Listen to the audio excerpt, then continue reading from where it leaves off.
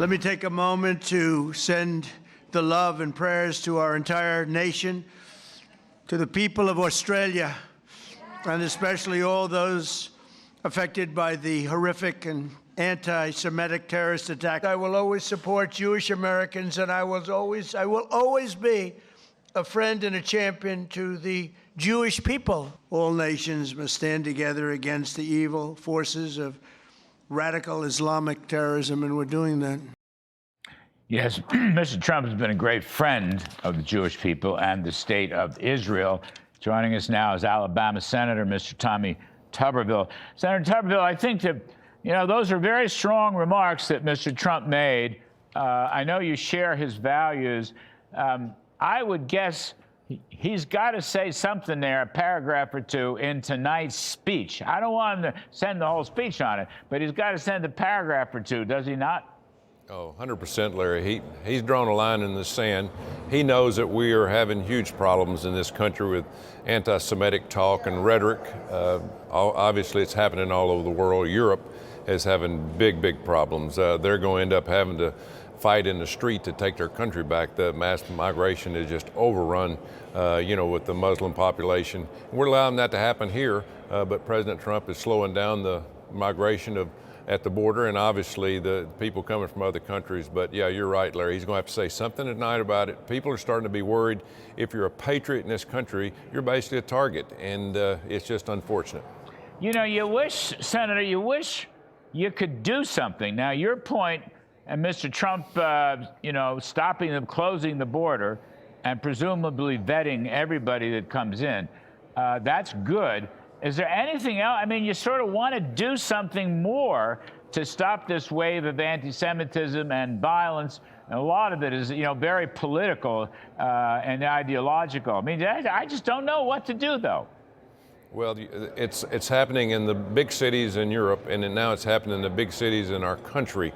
You obviously with Mondami being elected in New York, but we have problems in all of our other big cities, the blue states that control it. There is no control there.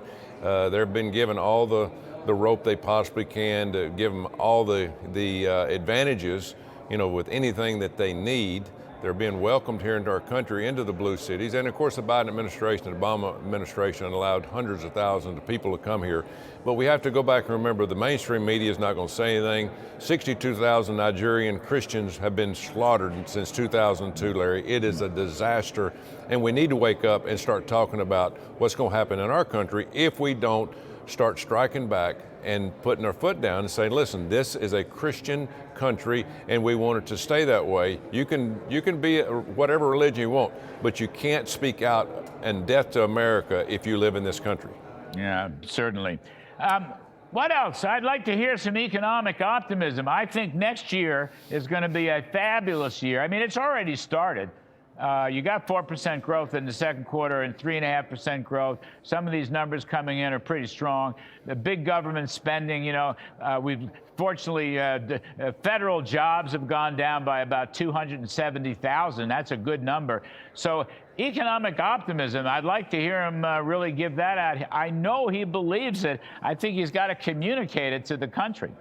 Well, he knows that there's some areas we're struggling, Larry, but some areas are getting much better. I paid less than $2 a gallon last week in Alabama for gas. That's the first time since he was in office, and that's where it all starts. Energy is what starts all the interest in prices in everything that we do because of hauling things around the country. But the one thing we got to remember is President Trump, every month he's been in office, whether it's the first 4 years or to this point, wages have gone up, Larry. They never went up under Joe Biden. Prices are not going to really drastically fall all at once. The big, beautiful bill is going to help. It's going to be tremendous with people putting money in their pocket. But people put money in their pocket, too, when wages go up. Wages have risen almost every month that President Trump's been in office. And again, I think that's going to overtake the price of food and the things that people buy. And also, it's going to help with inflation.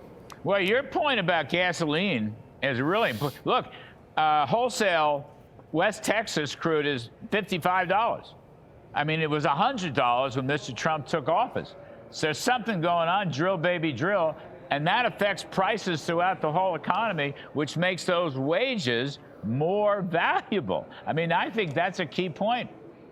Oh yeah, drilling permits and less regulation. That's what's happened in the last first 8 or 9 months of President Trump's term. Again, he's just got started. Now, he was way underwater with the economy, Larry, when he took over. The Biden administration almost ran us in the ground on purpose, by the way. It wasn't anything that they liked about our farmers and anything we did in our country.